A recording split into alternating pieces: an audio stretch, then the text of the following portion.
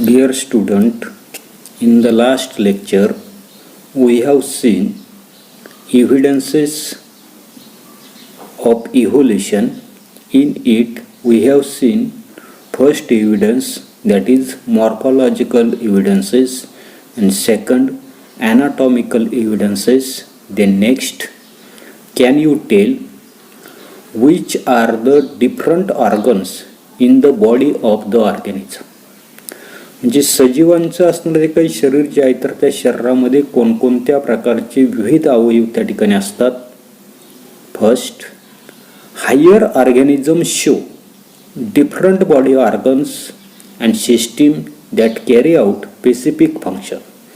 म्हणजे उच्चतर अशा प्रकारचे असणारे काही प्राणी जे आहेत, फॉर एक्झाम्पल ह्युमन बीइंग, तर अशा प्रकारचे उच्चतर अशा प्रकारचे जे काय असणारे काही ऑर्गॅनिझम जे आहेत तर ते ऑर्गॅनिझम काय करता नसतात, विविध अशा प्रकारचे असणारे जे काही अवयव आणि अवयव संस्था ज्या आहेत तर ते अवयव संस्था त्याच्यामध्ये असतात आणि याच्या साह्यानं विशिष्ट अशा प्रकारचं कार्य जे आहे तर ते कार्य त्या ठिकाणी करताना दिसतात.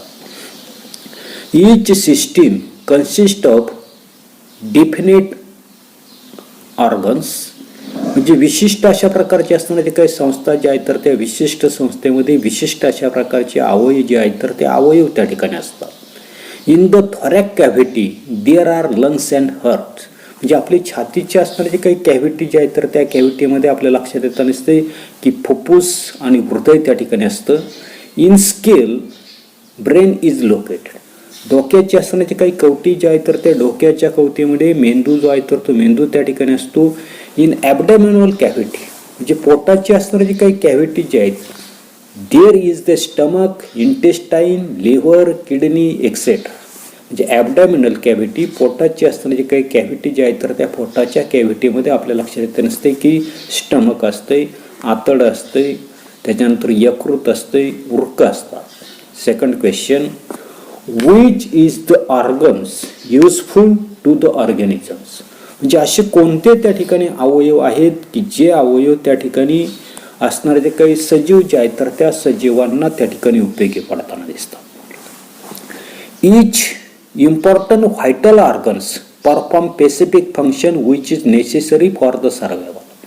म्हणजे प्रत्येक असणारा जो काही महत्त्वाचा अशा प्रकारचा अवयव जो आहे तर तो अवयव विशिष्ट अशा प्रकारचं कार्य त्या ठिकाणी करताना दिसतो आणि त्याच्यामुळे तो असणारा जो काही सजीव जो आहे तर तो सजीव त्या ठिकाणी जिवंत राहताना दिसतो.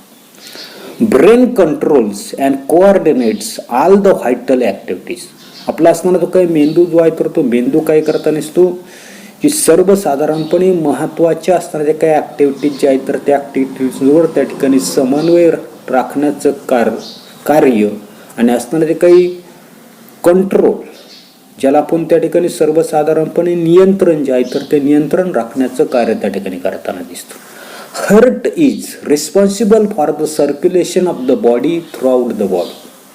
त्याच्यानंतर आपल्या लक्षात येताना नसते की हृदय जे आहे तर ते हृदय काय करताना नसते, संपूर्ण शरीरभर त्या ठिकाणी असताना जे काही रक्ताभिसरण जे आहे तर ते रक्ताभिसरण करण्याचं कार्य त्या ठिकाणी करताना दिसतं. Lungs perform respiration. फुफ्फुस जे आहे तर ते फुफ्फुस मात्र त्या ठिकाणी आपल्या लक्षात येताना नसते की श्वसन जे आहे तर त्या श्वसनाचं कार्य करताना दिसते. Kidneys filter out nitrogenous waste product from the body. तर असताना जी काही किडनी, ज्याला आपण वृक्क त्या ठिकाणी म्हणताना दिसतं, ही जी काही वृक्क जे आहे तर ती वृक्क रक्तामधून तयार झालेले जे काही नायट्रोजनस युक्त अशा प्रकारचे असताना जे काही वेस्ट प्रॉडक्ट जे आहेत, निरुपयोगी पदार्थ जे आहेत तर त्यांचं असताना जे काही गाळण जे आहेत, फिल्ट्रेशन जे आहेत तर ते फिल्ट्रेशन रक्तामधून त्या ठिकाणी करताना दिसतात. In this way each organ perform to its own work. अशा पद्धतीने प्रत्येक अवयव जो आहे तर तो प्रत्येक अवयव काय करताना दिसतो, त्याचं असणारे काही कार्य जे आहे तर ते कार्य त्या ठिकाणी करताना दिसतो. Only few organs such as appendix do not perform any function. फक्त या ठिकाणी आपल्या लक्षात येत नसते की अपेंडिक्स जे आहे तर ते अपेंडिक्स मात्र आपल्या शरीरामध्ये कोणत्या प्रकारचं असणारे काही कार्य जे आहे तर ते कार्य मात्र त्या ठिकाणी करताना दिसत नाही. त्याच्यानंतर पुढे, use of ICT collect the information of the geological dating and present it classroom. भूशास्त्रीय कालमापनाबद्दलची असणारी काही माहिती जी आहे तर ती माहिती आपल्याला त्या ठिकाणी मिळवायला सांगितली आणि ती वर्गामध्ये सादर त्या ठिकाणी करायला सांगितली. त्याच्यानंतरचा आपल्याला इव्हिडन्सेस ऑफ इव्होल्युशन म्हणजे उत्क्रांतीचे जे पुरावे आपण पाहतोय, तर त्या पुराव्यांमधला तिसरा पुरावा आपल्याला दिलेला आहे की व्हेस्टिजियल्स ऑर्गन, ज्याला त्या ठिकाणी आपण अवशेषांगी त्या ठिकाणी म्हणताना दिसतो. कशाला म्हणायचं, degenerated or under developed useless organs of organisms are called as vestigials organ. काय सांगितलं की degenerated or under developed useless organs म्हणजे सजीवांमधला डिजनरेटेड म्हणजे ऱ्हास पावलेला, किंवा दुसरं आपल्याला सांगितलंय अंडर डेव्हलप्ड युजलेस ऑर्गन्स, अपूर्ण वाढ झालेला निरुपयोगी इंद्रिय जे आहेत, तर त्या इंद्रियांनाच आपण त्या ठिकाणी काय म्हणताना दिसतोय, अवशेषांग त्या ठिकाणी म्हणताना दिसतो. In living organism sudden development of new tissue or organs for living in changing environment is not possible. म्हणजे सर्वसाधारणपणे आपल्या लक्षात येत नसते की बदलणाऱ्या किंवा भिन्न पर्यावरणामध्ये जगण्यासाठी सजीवांमध्ये अचानक अशा प्रकारची नवी अशा प्रकारची असणारी काही ऊती जी आहे, तर ती ऊती त्या ठिकाणी निर्माण होताना दिसते. आणि जी काही नवीन अशा प्रकारची असणारी काही ऊती जी आहे, तर ती ऊती किंवा अंग किंवा इंद्रिय जे आहे, तर ते इंद्रिय त्या ठिकाणी उत्पन्न त्या ठिकाणी होऊ शकत नाही, नवीन अशा प्रकारचं त्या ठिकाणी तयार होऊ शकत नाही. Instead existing organ undergo gradual changes. काय सांगतोय की सर्वसाधारणपणे बदलणारे जे काही भिन्न अशा प्रकारचं असणारे जे काही पर्यावरण जे आहे, तर त्या पर्यावरणामध्ये जगण्यासाठी सजीवांमध्ये अचानक अशा प्रकारची नवीन अशा प्रकारची असणारी जी काही ऊती असेल, अंग असेल किंवा इंद्रिय जे आहेत, तर ते इंद्रिय त्या ठिकाणी उत्पन्न होऊ शकत नाही. तर त्याच्यासाठी अस्तित्वात असलेलं पूर्वीचं असणारे जे काही इंद्रिय जे आहेत, तर त्या इंद्रियामध्ये क्रमाक्रमाने असणारे जे काही बदल जे आहेत, तर ते बदल त्या ठिकाणी काय होताना दिसतात, घडून येताना दिसतात. Mostly a specific structure in the body is useful under such situation.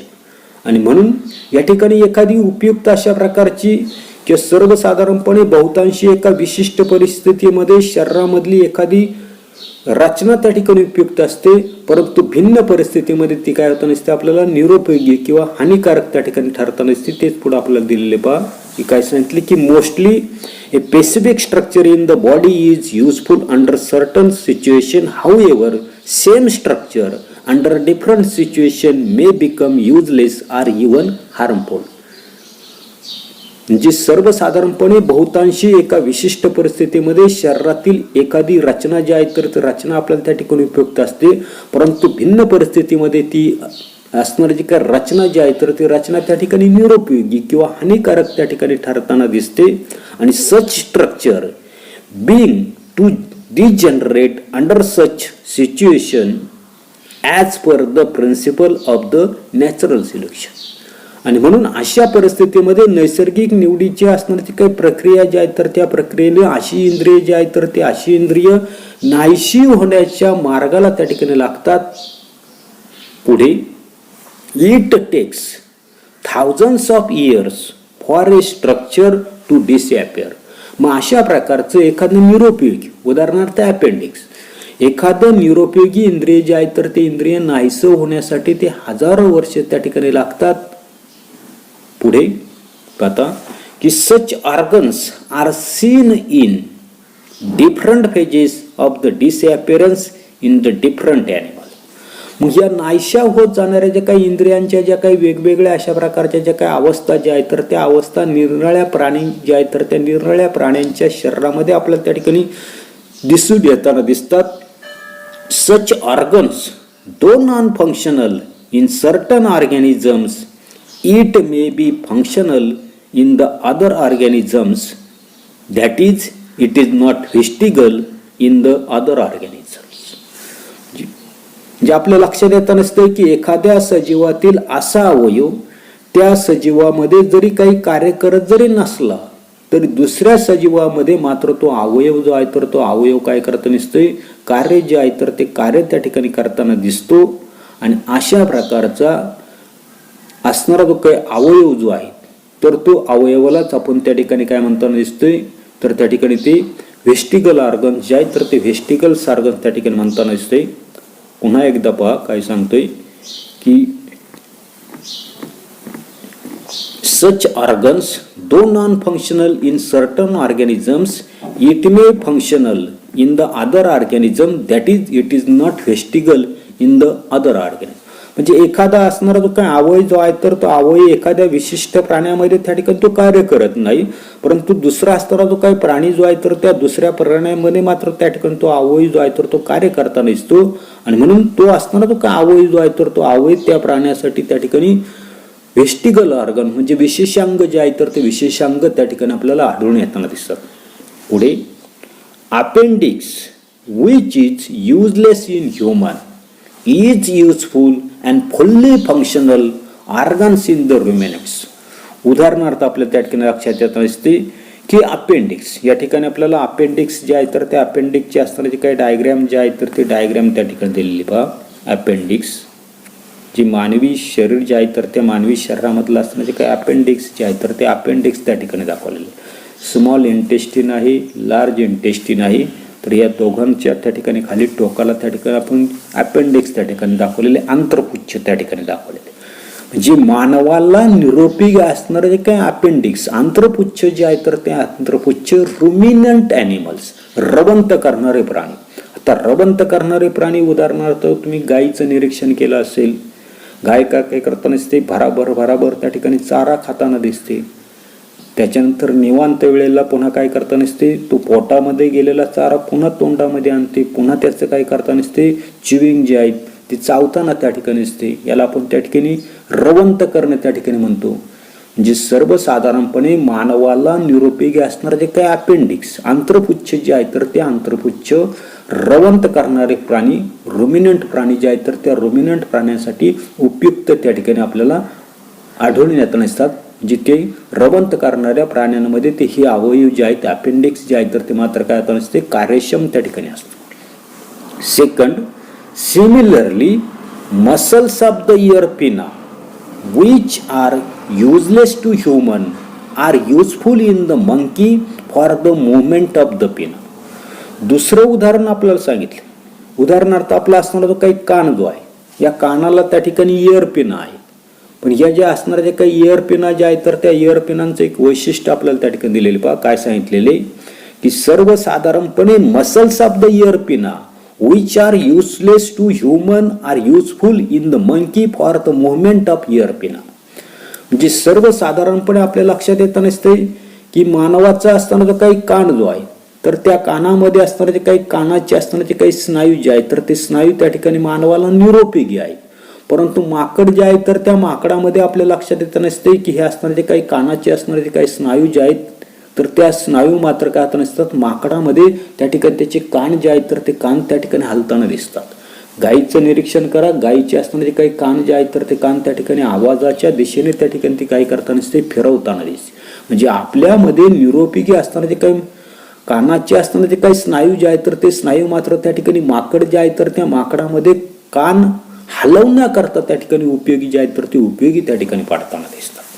पुढे various vestigial organs like the tailbone, it is called as the coccyx, wisdom teeth and body hairs are present in the body of the human being. की सर्वसाधारणपणे या ठिकाणी tailbone ज्याला आपण त्या ठिकाणी कॉकॅक्स म्हणताना दिसतो.